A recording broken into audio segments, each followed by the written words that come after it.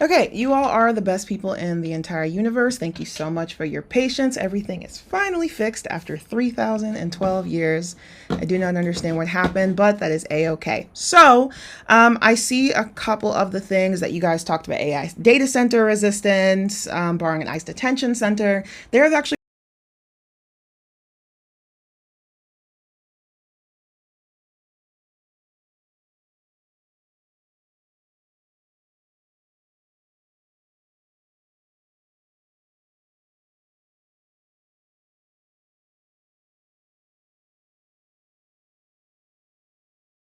But whenever we talk about that, I don't think often enough we talk about how little I think that we see of those things. And this is not always necessarily this intentional thing where it's, people in the news trying to cause harm or whatever, whatever. Sometimes these things are just not shown, either because they aren't considered to be important enough, aren't considered to really be things that people may be interested in. But our intentional attentiveness to those things and our continued interest and pushing up of those things is really useful. And it helps for them to just get significantly more airtime. So I want for folks in general, just as a call to action for everything that we're doing, to be able to stop, pause for a second, and just take a minute and look at what you see that is useful, because it's very easy to get bogged down. And I think with this work that we do and with folks trying to learn and come into this space,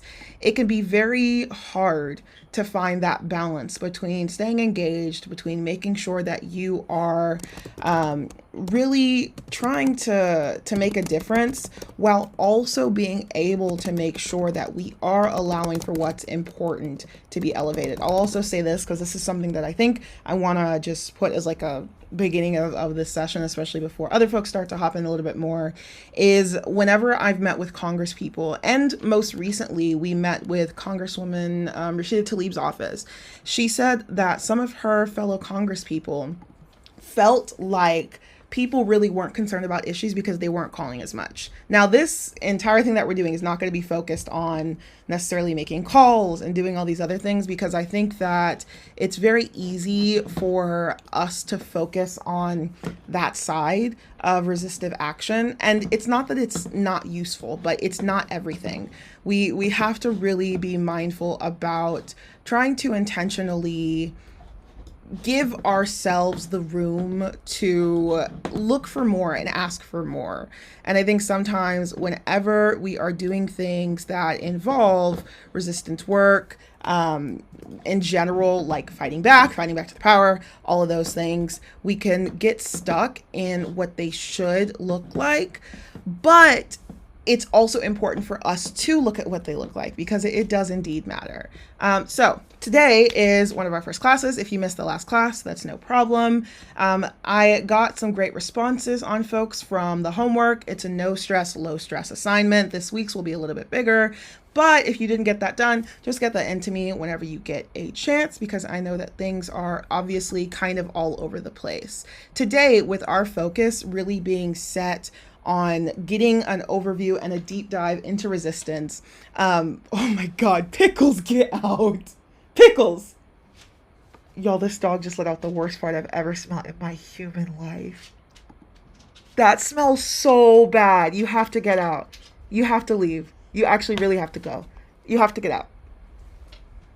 It smells so bad. If you guys had to smell this, I feel like people would understand my pain. No, you have to get out. You're not cute enough to stay in for that.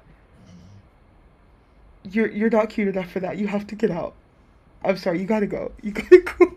Don't come over. You guys, this is the stinker in chief. She smells so bad. You smell really bad. What did you eat? Get out. Get out. Anyways, this week we're focusing on defining some things with revolution. You actually really do have to get out, Pickles, and trying to make sure that as we get more involved in this, that we kind of have the right definitions moving forward. Go, go, go, go, go. So last week we talked a little bit about some of the defining definitions and how we really label things whenever we talk about resistance work. And you all had really great feedback whenever it came to the definitions. But I also have a few more definitions that I'm going to present for you all today. Now, like I said before, I want to always make sure people remember, if you have a question, ask the question. I am never going to be upset at folks for asking a question when you guys need clarification, because without clarification, without asking those questions, it's not going to be effective in anything that we do. Quite frankly, if you're learning and you don't understand something and you don't actually let the person that's teaching you know, then you're going to end up looking up and it's going to be 2 weeks down the line and you're going to be like, hey, I have no idea what any of this means and I'm really trying to learn, but I'm very confused and I didn't want to say anything, but I now don't, like, all these other things. So I do want to make sure that people are giving time to ask those questions. Office hours today, I was in some and then I didn't really see anybody hop on. I'll send a reminder next time. And I want for folks to feel free to join. If you guys do need to do like a one-on-one meeting or something else, is this what I was looking for? No, if you guys need to do a one-on-one meeting or something else, all you have to do is just let me know.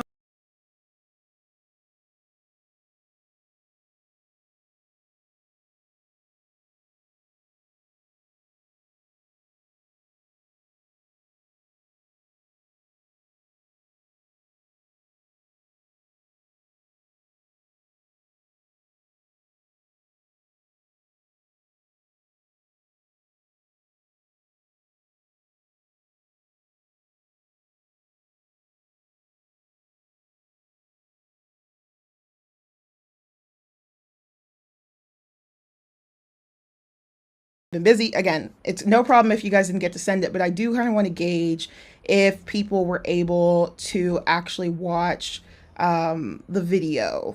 It's a short video, very short. Oop, ignore this little thingy. Very short video. I see on TikTok a couple of y'all did. Watched it. Okay, great. Great. And again, it's no pressure if you didn't get a chance to watch it, but we're going to talk a little bit about Jill Scott Heron. And I think what is really important in one of the most famous, and to me, one of the most misinterpreted quotes about the revolution will not be televised. It also goes back to, I think, a lot of what we're doing with definition setting, where when we have the correct terminology, we're able to do a lot more good, a lot more consistent work because of the fact that we actually know what we're talking about. When we don't know what we're talking about, it puts us in a weird place because we are just saying things. And so the more that we do this, the more that we're going to have to move forward in that.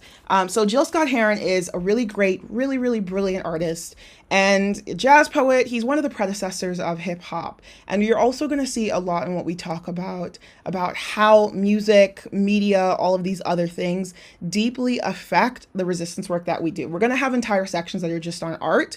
Maybe not the entire section, but we'll spend a good amount of time. But as you guys are thinking about this, and as I send you guys a list today about the categories of resistance, I also want you all to think about, and I'll send this in the email as well, just generally speaking, what you feel like is missing from that list. Sometimes we think something's missing and it's in that category, but I would like for us to kind of start tuning our eye and really get used to kind of seeing what we think should be included that's not, or something that we really want to make sure is a part of the language, a part of the work that we do, but we feel like is getting left out. You're going to hear me a lot in everything that we do talk a significant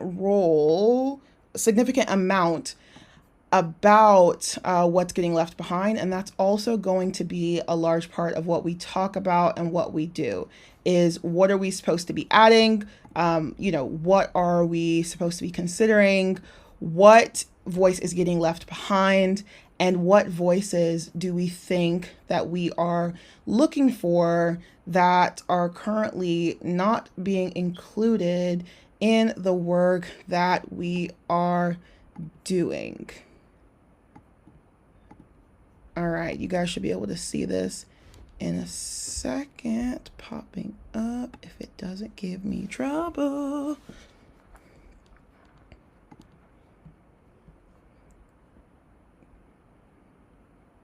Okay. Here we go. The revolution will not be televised. The revolution will not be televised. The revolution will not be brought to you by Xerox in 4 parts without commercial interruption. The revolution will not show you pictures of Nixon blowing a bugle. And leading a charge by Attila the Hague, Casper the defensive Weinberger, and George Papa Doc Bush to eat hog maws confiscated from a Harlem sanctuary. The revolution will not be televised. The revolution will not be brought to you by the Schaefer Award Theater and will not star Natalie Wood and Steve McQueen or Bullwinkle and Julia. The revolution will not give your mouth sex appeal. The revolution will not get rid of the nose. The revolution will not make you look 5 pounds thinner, brother. The revolution will not be televised. So that video clip, hopefully you guys could hear that well, and I'll send it out afterwards again if anybody couldn't. So that video clip is between a couple of phenomenal people. One of them is Jill Scott Heron. And in part of what you heard is that famous poem, The Revolution Will Not Be Televised. And that is, in that kind of part, is a recitation of them talking about the original poem, but it's also kind of an interesting back and forth because that poem became so famous that people were able to just recite it off the top of their head anywhere. They were able to like easily just immediately come up with it and remember it and repeat it. And there were times where when he was giving interviews, people would actually stop the interview and they would bring it up. And it's, so interesting to watch how quick it was for them in that moment to stop and to bring it back and forth and to say, the revolution will not be televised. You're not going to see this and this and this and there. And so it's not just a random poem, right? Not that anybody said that, but it's something that I really feel is an integral part to a lot of the conversations that we're going to have and a lot of the conversations that people are going to be moving forward with in all of the different modes that we're talking about in these conversations. Now, one of the other people in that video was Ossie Davis and Ruby Dee. Ruby Dee, some of you guys may know, and we're going to get to touch on her. She passed away maybe a couple of years ago, but she was an actress. She also did a lot of different forms of revolution work, and her, Jill Scott Heron, some of these Black figures were really, really, really brilliant about making sure that they were engaging with one another very intentionally.